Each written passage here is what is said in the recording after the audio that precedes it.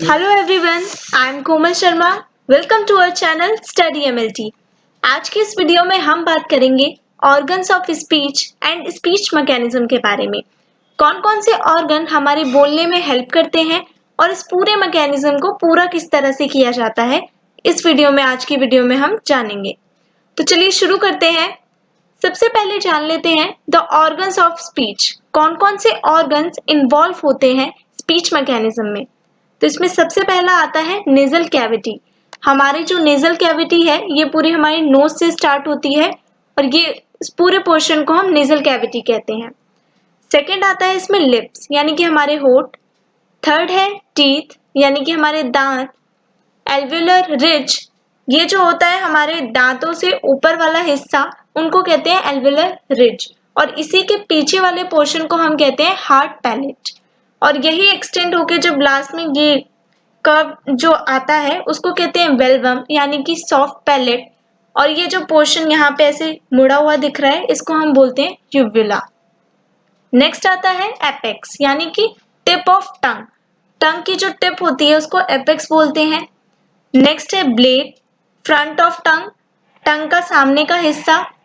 Dorsum, back of tongue यानी कि टंग के पिछले का हिस्सा. ये सारी चीजें जो हैं ये स्पीच मैकेनिज्म में पार्टिसिपेट करती हैं.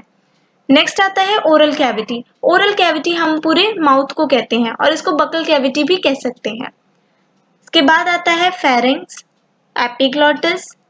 एपिग्लॉटिस यहाँ होता है हमारा, यहाँ पर. इसके बाद आता है लैरिंग्स, vocal cords, trachea and oesophagus. Oesophagus को हम फूड पाइप भी कहते हैं. तो ये कुछ चीजें थी. ये सारे पार्ट्स हमारे ऑर्गन ऑफ स्पीच कहलाते हैं और ये सारे स्पीच मैकेनिज्म में हमारी हेल्प करते हैं. तो आइए जानते हैं कुछ 8 इम्पॉर्टेंट पार्ट हैं जिनका सबसे ज्यादा रोल होता है हमारे स्पीच मैकेनिज्म में. तो इनमें सबसे पहला आता है लिप्स, फिर teeth, tongue, uvula, glottis, ridge, hard palate, velum जिसको हम सॉफ्ट पैलेट भी कहते हैं. अभी हमने इनकी पोजीशंस देखी, आइए अब इनके बारे में जानते हैं. अब सबसे पहले जान लेते हैं स्पीच मैकेनिज्म. स्पीच मैकेनिज्म होता क्या है. हम जिस तरह से शब्दों का उच्चारण करते हैं और शब्द बोलते समय जो जो भाग हमारे मुंह का या जो जो हमारे बॉडी पार्ट में जो ऑर्गन होते हैं वो पूरा सिस्टम पार्टिसिपेट करता है, वो पूरे शब्दों के उच्चारण तक लेकर उन पूरे प्रोसेस को हम कहते हैं स्पीच मैकेनिज्म. और उसके अंदर जो जो ऑर्गन या हमारा जो जो सिस्टम पार्टिसिपेट करता है, हेल्प करता है डायरेक्टली या फिर इनडायरेक्टली हमारे बोलने में, उसको हम कहते हैं ऑर्गन्स ऑफ स्पीच. और यही ऑर्गन्स 3 ग्रुप में डिवाइडेड हैं और इन्हीं 3 ग्रुप के बेसिस पर इनको 3 मैकेनिज्म में डिवाइड कर दिया गया है.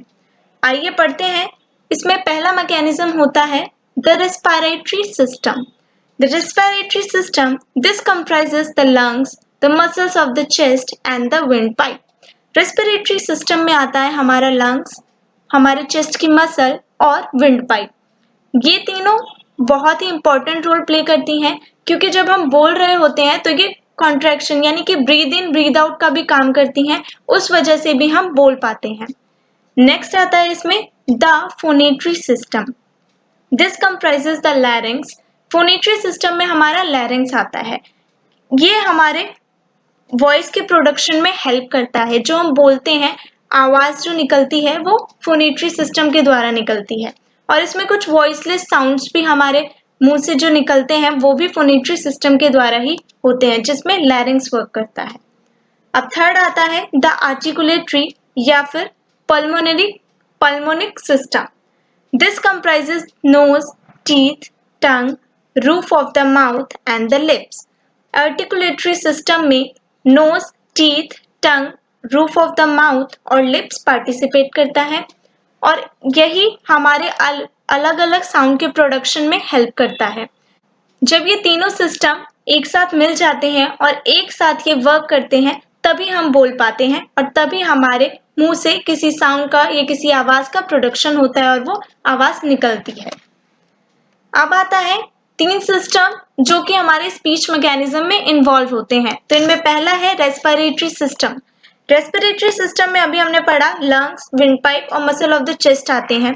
लंग्स यहाँ पर होता है हमारे, विंड पाइप इसके बीच में से जाता है और मसल ऑफ द चेस्ट यानी कि चेस्ट के अंदर जो लंग्स लोकेटेड है उसके कवरिंग जो है वो मसल्स हैं, मसल से कवर्ड है। ये तीनों चीजें पार्टिसिपेट करती हैं इस पूरे मैकेनिज्म में जब हम ब्रीद इन और ब्रीद आउट कर रहे होते हैं।